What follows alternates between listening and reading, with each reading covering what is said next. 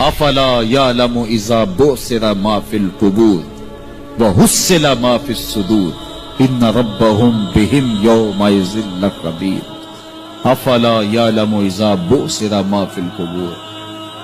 اے اکڑ کے چلنے والے، اے ناشکر انسان، اے دولت کے پجاری، وہ وقت یاد کر جب تو قبر سے اٹھایا جائے گا۔ اس وقت کفن بھی چھین لیا جائے گا۔ اب سب کو چھین لیا گیا، دولت، بینک بیلنس، تیری جائیدادیں، پلازے، گاڑیاں، گھر، کوٹھیاں، بنگلے، سب کچھ یہیں رہ گیا، صرف ایک چادر کفن کے لے کے جا رہا ہے۔ لیکن جب قبر سے اٹھایا جائے گا، یہ کفن کی چادر بھی رہ جائے گی، برہنہ اٹھایا جائے گا۔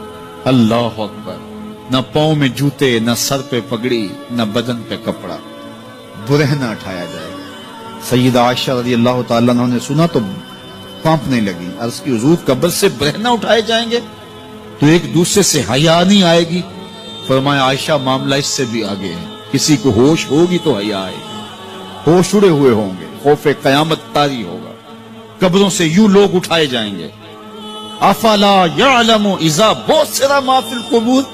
اب بعثر کا جو مفہوم ہے، جو ترجمہ اور معنی ہے وہ تو رہے، بعثر کا جو صوتی آہنگ ہے، جب بولتے ہوئے ایک جھٹکا لگتا ہے تو قبروں سے اٹھتے ہوئے لوگوں کی کیفیت معلوم کرنے کے لیے بعثر کا صوتی آہنگ ہی کافی ہے۔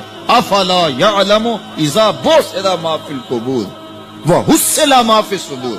حصل کے اوپر جو تشدید ہے، یہ معنی کو کتنی خوبصورتی کے ساتھ ایک مجسم پیکر میں سامنے لا رہی ہے۔ اللہ فرماتا پھر وہ وقت آئے گا جو سینے میں ہوگا وہ تشت ازبام ہو جائے گا۔ آج آپ مجھے نیک سمجھتے ہیں، میں آپ کو اچھا سمجھتا ہوں، لیکن میرے سینے کے اندر کیا چل رہا ہے یہ آپ کو نہیں پتا۔ یہ میں تقریر چہک چہک کے کر رہا ہوں، اس کے پیچھے کیا ہے؟ میں آپ کے دل اپنی جانب موڑنا چاہتا ہوں، آپ کی جیبیں خالی کرنا چاہتا ہوں، یا میں آپ کے سامنے پاک اور ستھرا اور بڑا جو ہے وہ نیکوکار بننا چاہتا ہوں، یا میرا مقصد رضائے الہی ہے؟ یہ مجھے پتا ہے، آپ کو نہیں پتا۔ آپ کہاں ہیں، کہاں کھڑے ہیں، میں آپ کو اچھا سمجھتا ہوں، لیکن آپ کو پتا ہے کہ ہم کہاں کھڑے ہیں۔ لیکن قیامت کے دن یہ ساری چیزیں سامنے آ جائیں گی۔ وَحُصِّلَ مَا فِي الصُّدُورِ، اور سورہ الطارق میں فرمایا یوم تبلی السرائر فما لہ من قوت ولا ناصر۔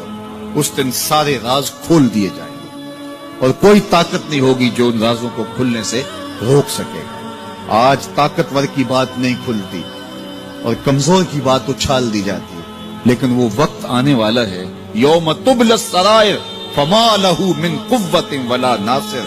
نہ زور کے بل پہ، نہ زر کے بل پہ، نہ کسی اور بل پہ کسی کام کو روکا جا سکے گا، ہر شے تشت ازبام ہو جائے گی۔ وہ کتنا سخت دن ہوگا۔ اے داور حشر میرا نامہ اعمال نہ پوچھ، اس میں کئی پردہ نشینوں کے بھی نام آتے ہیں، تو وہ کتنا سخت دن ہوگا۔ وَحُصِّلَ مَا فِي الصُّدُورِ إِنَّ رَبَّهُمْ بِهِمْ يَوْمَئِذٍ لَخَبِيرٌ۔ بے شک ان کا رب اس دن ان سے خوب باخبر ہوگا۔ وہ آج بھی باخبر ہے، لیکن آج کئیوں کو یقین نہیں کہ وہ باخبر ہے، لیکن اس دن سب کو یقین ہو جائے گا کہ میرا رب اس سے باخبر ہے۔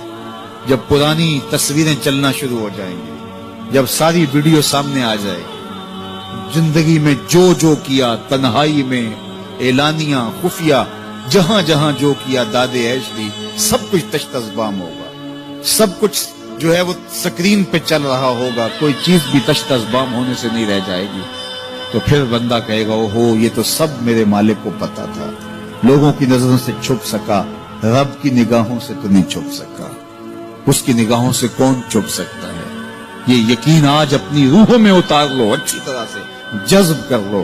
گناہوں سے بچنے کا اکثیر نسخہ ہے یہ یقین کہ میرا رب مجھے دیکھ رہا ہے۔ یہ یقین جب روح میں جم جائے، خیالوں میں اتر جائے، اعتقاد کا پختہ حصہ بن جائے، پھر بند کوٹھڑی میں بھی جرم نہیں ہو سکتا کہ میرا مالک تو مجھے دیکھ رہا ہے۔ آپ دیکھتے نہیں کہ جب ساتوں دروازے بند کر کے بت کے اوپر موٹا کپڑا ڈال کے زلیخا بولی ہے تلک یوسف اب تو آ جاؤ نا، اب تو کوئی نہیں دیکھ رہا، قال معاذ اللہ، تو جناب یوسف نے کہا میں اللہ کی پناہ میں آتا ہوں۔ اللہ اکبر!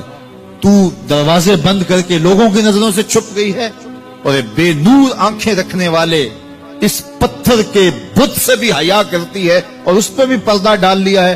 جب تو اس جھوٹے خدا سے حیا کرتی ہے، میں سچے خدا سے حیا کیوں نہ کروں جو 7ویں کوٹھڑی میں بھی دیکھتا ہے. اتنی روشنیاں برسی کہ گناہ کا تصور بھی محال ہو گیا. تو یہ یقین کہ میرا اللہ مجھے دیکھ رہا ہے، یہ انسان کی زندگی میں نظم پیدا کر